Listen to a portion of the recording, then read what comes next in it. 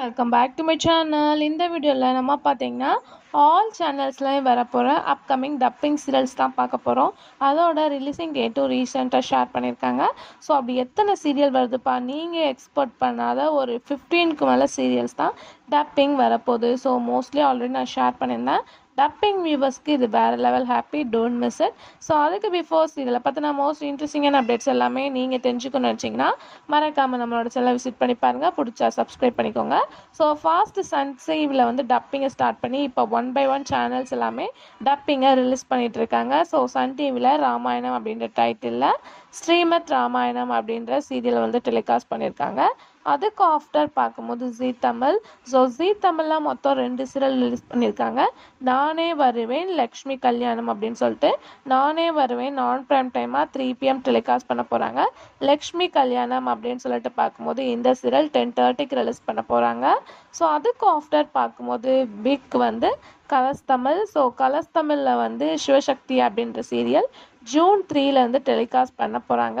அதுக்கு ஆஃப்டர் அப்படின்னு சொல்லிட்டு பார்க்கும்போது இப்போ நியூவாக வந்து ரிலீஸ் பண்ண தந்தி 1 சேனலில் ஆல்மோஸ்ட் எப்போவோ ஸ்டார்ட் அப்படின்னு சொல்லியிருக்காங்க. ஃபைனலாக டுமாரோலேருந்து 1 by 1 டப்பிங் சீரியல்ஸ் ரிலீஸ் பண்ணியிருக்காங்க.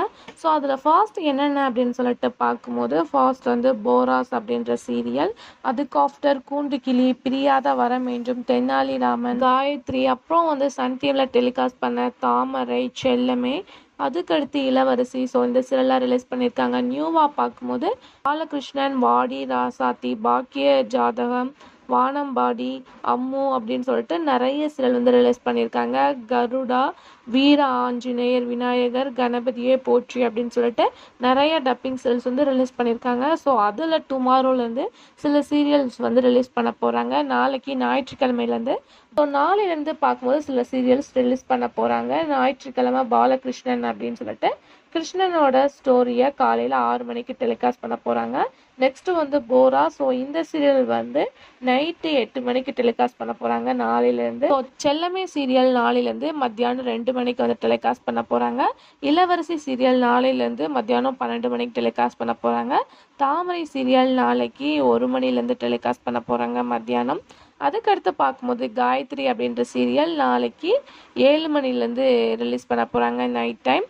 அதுக்கடுத்து வாதி ராசாத்தி அப்படின்னு சொல்லிட்டு திங்கட்கிழமை 7 மணிக்கு இந்த சீரியல் ரெகுலராக போஸ்ட் பண்ண போகிறாங்க.